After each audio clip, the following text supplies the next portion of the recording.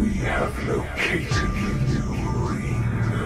Send the Nazgûl. All of them. I know what you fear, Tony. Thời kỳ chiến nhẫn, đây là giai đoạn tàn khốc nhất ở cuối kỷ thứ 3 của Trung Địa, khi mà chiến tranh giờ đây không chỉ bị gói gọn ở một khu vực nhất định, mà giờ chiến tranh đã bao trùm lên cả vùng đất Trung Địa. Đây là thời kỳ đánh dấu sự quay trở lại chính thức của chúa tể bóng tối Sauron sau gần 3.000 năm đã bị thất bại từ trận chiến liên minh cuối cùng giữa tiên tộc và loài người. 3 phần phim chúa tể của những chiếc nhẫn đã đi qua 2 trận chiến lớn nhất của loài người, đó là trận chiến Hendib của Rohan và trận chiến trên cánh đồng Ferenno tại kinh thành Minas Tirith của Gondor. Tuy nhiên thì đó lại chưa phải là tất cả những gì đã diễn ra trong thời kỳ chiến nhẫn, vẫn có những trận chiến khác diễn ra ở các mặt trận lớn khác mà bộ phim chúa tể những chiếc nhẫn vẫn chưa kịp đề cập tới. Video này mình sẽ đưa các bạn tới một trận chiến ác liệt khác nữa diễn ra ở ngay sau khi Aragorn bảo vệ Gondor thành công ở một vùng đất quen thuộc không kém, đó là trận chiến ở thành Dell và Erebor. Vùng đất này là địa điểm chính của các sự kiện trong The Hobbit. Vậy sau gần 80 năm sau đại chiến của 5 cái quân thì con cháu của thành Dell và những người thừa kế mới của ngọn núi cô đơn sẽ bảo vệ vùng đất của họ ra sao? Hãy cùng mình tìm hiểu trong video này nhé! Trước tiên thì hãy cùng nói qua một chút về thành Dell và Erebor. Sau khi đại chiến của 5 cái quân kết thúc thì các chuyển biến tại đó đã xảy ra như thế nào? Đầu tiên là với thành Dell, trước thời điểm rồng Smaug thức giấc thì hầu hết những người dân thành Dell đều sống ở trong hồ trấn như ở trong phim. Sau khi rồng Smaug tàn phá hồ trấn, họ đã phải dọn về tàn tích của thành Dell, nơi ở cũ của họ để sinh sống. Sau đại chiến 5 cái quân thì Ba là người đã giết rồng Smaug và cũng là hậu duệ của lãnh chúa cai quản thành Dell năm xưa, đã xây dựng lại thành phố đổ nát này và thành lập lại vương quốc Dell, đồng thời thì hồ trấn cũng được xây dựng lại luôn. Người dân ở khắp nơi cũng cùng nhau kéo về vương quốc Dell sinh sống, khiến cho dân số vương quốc tăng mạnh, cùng với việc vương quốc Erebor cũng phát triển trở lại, khiến vương quốc Dell cũng hưởng lợi rất nhiều, nhanh chóng phát triển trở thành một vương quốc mạnh mẽ của loài người tại phương Bắc. Tới thời kỳ chiến nhẫn thì cũng đã là gần 80 năm kể từ khi đại chiến của 5 cái quân diễn ra và tuổi thọ của loài người thì không quá dài, vậy nên tới thời kỳ chiến nhẫn thì anh hùng giết rồng Ba cũng đã qua đời từ lâu. Con trai của ông là Bran cũng đã mất vào năm 3007 khi đã tại vị được 30 năm. Đến thời kỳ chiến nhẫn thì vua của vương quốc Dell là vua Bran, cháu của anh hùng giết rồng Smaug Bra. Còn với Erebor thì sau khi Thorin hy sinh, người kế vị ông là Dan Hai chân sắt. Dan Hai là em họ của Thorin. Vì tuổi thọ của người lùn rất cao nên Dan Hai vẫn cai trị Erebor tới thời kỳ chiến nhẫn, nhưng tuổi thọ của ông cũng đã chạm ngưỡng già của một người lùn, đó là 252 tuổi. Dan Hai chân sắt thực chất không hề tô xích mạnh như trên phim. Khi đã cai trị Erebor, ông tỏ ra là một vị vua hiểu lý lẽ hơn khi đã dẹp bỏ mọi hiềm khích, tập trung vào giao thương với vương quốc Dell và vương quốc đất rừng. Tới thời kỳ chiến nhẫn thì Erebor lại một lần nữa tích tụ được một lượng lớn kho báu của cải và Erebor hoạt động như một ngân hàng chính thức của Trung Địa luôn. Đến thời kỳ chiến nhẫn, khi Sauron hoạt động quân sự mạnh mẽ, hắn vẫn quan tâm rất nhiều đến khu vực phía Bắc vì nó vẫn là khu vực chiến lược để tập hậu được cả Trung Địa và hắn chưa bao giờ có ý định từ bỏ. Sauron bắt đầu từ những việc mềm mỏng nhất, đó là đưa ra những yêu cầu. Sauron đã cử sứ giả tới Erebor để lấy thông tin về người Hobbit cũng như đưa ra một lời đề nghị về một đồng minh. Nhưng Dan Hai đã từ chối yêu cầu đó, rồi ông nhanh chóng yêu cầu hai cha con Gróin và Gimli tới Rindell để thông báo cho lãnh chúa Elrond, cũng như nhờ Elrond đưa ra lời khuyên để xử lý tình huống đó. Trước thời điểm Sauron đem quân tiến đánh vương quốc Dell và Erebor thì hắn đã cho quân đội tại Dol Guldur quấy phá Lorien để chặn mạch liên kết với lại các vùng phía Nam khi mà quân đội Mordor đang chuẩn bị xâm chiếm khu vực đó. Ở thời điểm quân đội Mordor đang vây kín kinh thành Minas Tirith thì ở một hướng khác cũng có một đoàn quân khác đang hướng lên phía Bắc, đó là quân đội Aeserling, một đồng minh bóng tối loài người của Mordor với số lượng lên tới 200.000 quân, nhiều hơn cả quân đội Orc của Mordor đang vây hãm Gondor. Khi quân đội Easterling tiến tới khu vực Callan, một con sông ở phía nam của dãy đồi sắt, vùng biên giới của vương quốc Dell, vua Bran đã đem quân ra đánh chặn quân địch, nhưng với số quân địch áp đảo, quân thành Dell đã nhanh chóng phải rút lui. Tới ngày 17 tháng 3 của năm 3019 của kỷ thứ 3, 2 ngày sau khi trận chiến trên cánh đồng Ferenno kết thúc, với việc Aragorn kịp thời đem quân tiếp viện tới viện trợ cho Gondor bảo vệ kinh thành Minas Tirith thành công, thì quân đội Easterling cũng đã tới được vương quốc Dell với sự dẫn dắt của Camu, Nazgûl đứng thứ hai sau Wicking, để đảm bảo cho cuộc tiến công này có thêm phần chắc chắn cũng như tầm quan trọng mà Sauron hướng tới. Quân đội Easterling đã nhanh chóng bao vây và cô lập được vương quốc Dell với lại vương quốc đất rừng. Vì vậy mà thành Dell đã nhanh chóng liên thủ cùng với người lùn tại Erebor để bảo vệ khu vực phía Bắc. Thời điểm này thì người lùn tại Erebor đang có 30.000 quân, còn tại thành Dell là 20.000 quân, nhưng vẫn chỉ bằng 1/4 số quân địch. May mắn là toàn bộ quân đội liên minh đều được vũ trang toàn diện nhờ vào kho vũ khí khổng lồ tới từ Erebor. Sau 3 ngày cận chiến khốc liệt mà không có một viện quân nào tới cứu trợ, phép màu cũng chả xảy ra, quân đội liên minh của thành Dell với lại người lùn Erebor cũng dần dần yếu thế, họ đành phải rút lui vào Erebor để phòng thủ và đợi chờ hy vọng.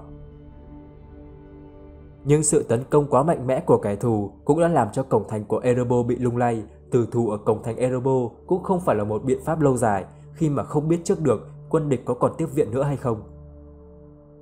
Vậy là vua Dan II cùng với vua Bran đã chọn ra những chiến binh mạnh mẽ nhất cùng với mình xông ra ngoài phá vòng vây để tìm kiếm thêm viện binh, cứu vãn tình thế đang dần một bất lợi cho quân đội liên minh. Nhưng kế hoạch không thuận lợi như tính toán, quân địch đã quá đông khiến việc phá vòng vây trở nên cực kỳ khó khăn. Trong lúc chiến đấu thì vua Bran đã bị trúng một mũi tên, vua Dan II thấy vậy đã liều mình leo tới để yểm trợ cho vua Bran.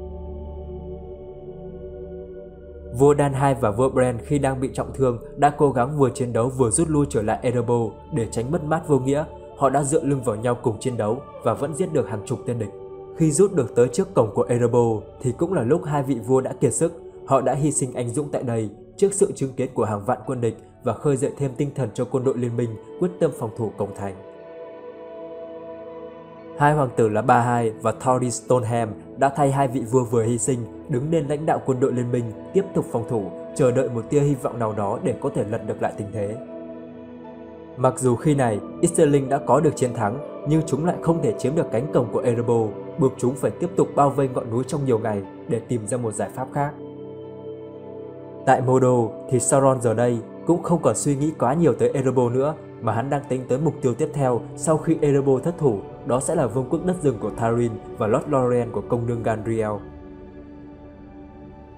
Ngày 22 tháng 3, Sauron chỉ đạo tấn công Lord Lorien lần thứ 3. Để thêm phần áp lực, hắn đã cắt một phần quân Easterling đang bao vây Erebor di chuyển xuống phía nam để củng cố thêm cho quân đội đang đánh chiếm các cánh rừng của Lord Lorien. Nhưng điều Sauron không thể ngờ tới là Aragorn lại đem quân tấn công thẳng vào cánh cổng đen và chiếc nhẫn chúa, nơi gần như chứa sức mạnh của hắn, lại đang bị hai cậu bé Hobbit mang tới được núi Doom để tiêu hủy.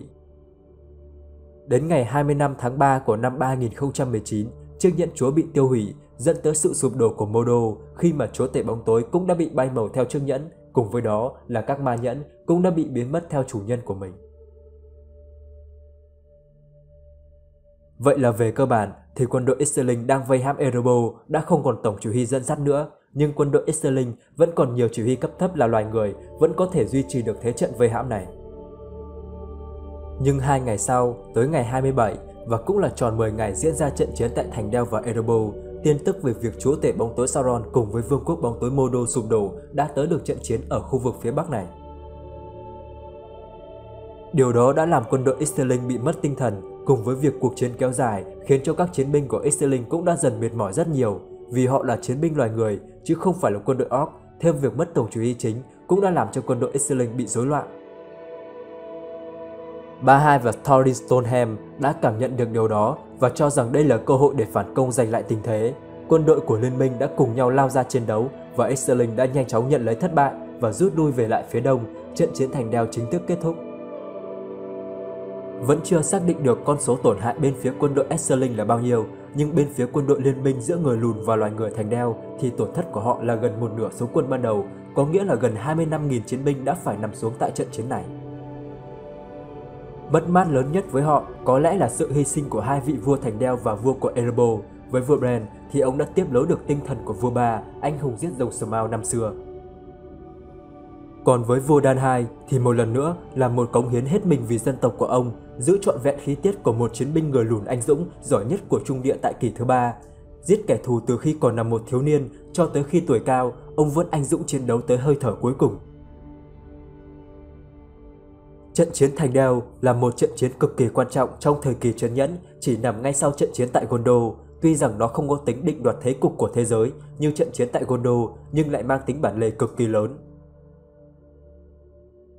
Vì nếu thành đeo thất thủ thì quân địch dễ dàng tập hậu bất kỳ một khu vực nào ở Trung Địa, điều đó là cực kỳ nguy hiểm. Nó sẽ khiến cho các vùng như Gondor, Rohan, Vương quốc đất rừng hay là Lord Lorien sẽ rơi vào hoàn cảnh trước sau đều có địch. Sự kìm hãm 20 vạn quân Aesterling ở mặt trận phía Bắc đã góp một phần cực kỳ to lớn vào chiến thắng chung cuộc của các dân tộc tự do tại Trung Địa. Nó đã giúp cho Gondor và Rohan tạm thời không bị đe dọa, Aragorn có thể yên tâm tấn công vào cánh cổng đen. Chính trận chiến này cũng đã tác động tới số lượng người lùn tại Erebor, với số lượng người lùn bị giảm đi đáng kể cùng với các tiên tộc đã mở đường cho sự thống trị của kỷ nguyên loài người vào kỷ thứ tư của Trung Địa. Trong 3 phần phim Chúa tể của những chiếc nhẫn, mặc dù trận chiến thành đeo diễn ra gần như song song với trận chiến tại kinh thành Minas Tirith, tuy nhiên thì bộ phim lại chỉ tập trung vào các diễn biến ở một khu vực mà thôi, chứ không thể bao quát được hết toàn bộ Trung Địa. Trong phần phim Sự trở lại của nhà vua thì có phân cảnh Legolas và Gimli nói chuyện với nhau ở Edoras.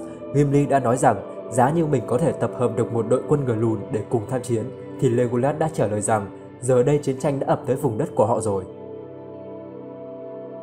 Điều này đã được Peter Jackson mô tả là dùng để ám chỉ tới trận chiến thành đeo và các cuộc tấn công vào vương quốc đất rừng ở ngay thời điểm của bộ phim Chúa tể của những chiếc nhẫn đang diễn ra. Peter Jackson từng chia sẻ rằng ông từng muốn thể hiện cả trận chiến thành đeo trong Chúa tể của những chiếc nhẫn để thể hiện chiến nhẫn là một thời kỳ xung đột diễn ra trên toàn Trung Địa chứ không chỉ ở mỗi phần phía Nam. Nhưng nhà sản xuất đã không có đủ nguồn lực cũng như thời gian để xây dựng thêm các cảnh quay chiến tranh mở rộng này. Peter Jackson đã phải miễn cưỡng chấp nhận thiếu đi sự kiện quan trọng này trong 3 phần phim của Chúa tể những chiếc nhẫn. Đó là toàn bộ những chia sẻ của mình về trận chiến thành đeo, một trận chiến cũng khốc liệt không kém gì trận chiến tại kinh thành Minas Tirith của Gondor. Các bạn nghĩ sao về trận chiến này? Hãy để lại ý kiến dưới phần comment nhé. Còn bây giờ thì xin chào và hẹn gặp lại ở các video tiếp theo về thế giới Chúa nhẫn. I see in your eyes the same fear that would take the heart of me. Nếu các bạn thấy video này hay và hữu ích thì hãy nhấn like và đăng ký kênh ủng hộ mình để mình có động lực hoàn thiện các video sau thật là tốt hơn. Đừng quên ấn nút chuông thông báo để không bỏ lỡ các video tiếp theo. Tham gia group Chúa nhẫn trên Facebook để cùng trao đổi, chia sẻ về thế giới Chúa nhẫn. Xin chào. Not for ourselves, but we can give Frodo his chance.